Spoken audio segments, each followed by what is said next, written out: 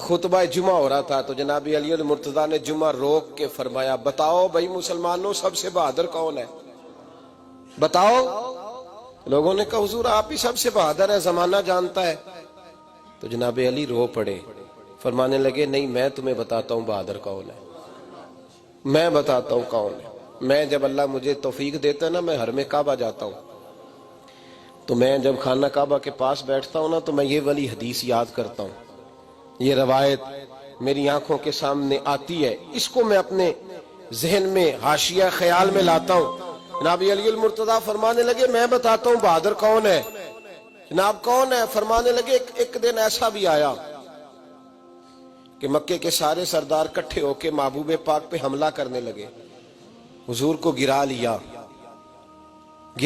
نبی پاک۔ میٹھا ہی کھانا صرف سنت نہیں، پتھر کھانا بھی سنت ہے، صرف حلوہ کھانا سنت نہیں، پتھر کھانا بھی اس سنت کو بھی ادا کرنا۔ کہتے ہیں تھوڑے سے میٹھے چاول بھی کھا لو، کھانے کے ساتھ سنت ہے۔ میں نے کہا بھائی کبھی کبھی پتھر کھانا بھی سنت ہے، اس پر بھی توجہ کریں، اس کا بھی تھوڑا خیال فرمائیں۔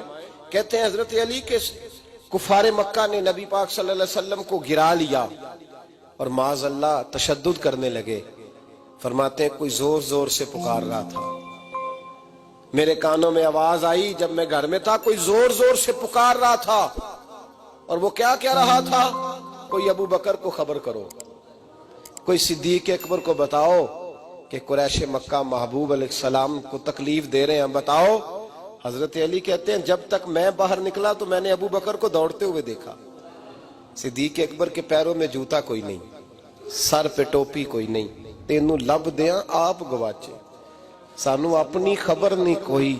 کہتے ہیں بھاگتے جا رہے ہیں، اور پھر جب صدیق اکبر پہنچے تو میں دوڑا آ رہا تھا اور منظر دیکھ بھی رہا تھا کہ ابو بکر صدیق نے ایک کافر کو ادھر پھینکا، دوسرے کو ادھر پھینکا، تیسرے کو ادھر، اور ساتھ ساتھ فرماتے جا رہے ہیں ظالموں اسے مارتے ہو جو تمہیں جنت کا راستہ دکھاتا ہے، ظالموں ان پر تشدد کرتے ہو جو تمہیں جہنم سے بچاتے ہیں، جو تمہیں اللہ کا قرب دیتے ہیں، جو تمہیں دنیا کی آزمائشوں سے بچانے آئے۔ کہتے ہیں جب جناب صدیق اکبر نے دیکھا کہ پیچھے نہیں ہٹ رہے، بڑا مشکل کام نہیں کسی کے حصے کی مار کھانا، دین کا نام لے کے اپنا قد اونچا کرنا بڑا آسان ہے، لیکن 4 اینٹیں اٹھا کے کسی مسجد میں لگانی پڑ جائیں تو لوگوں کی شان میں کمی آتی ہے معاذ اللہ۔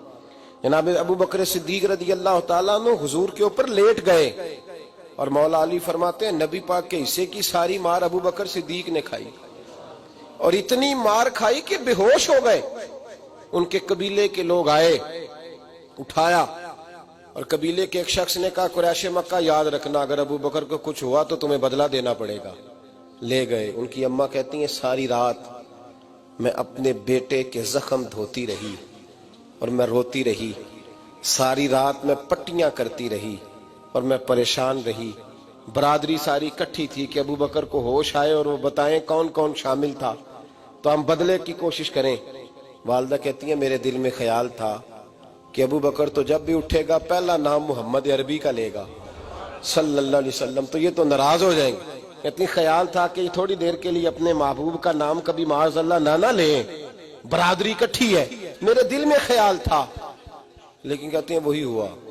حضرت سیدنا ابو بکر صدیق کی آنکھ کھلی، کہا حضور کا پتہ بتاؤ۔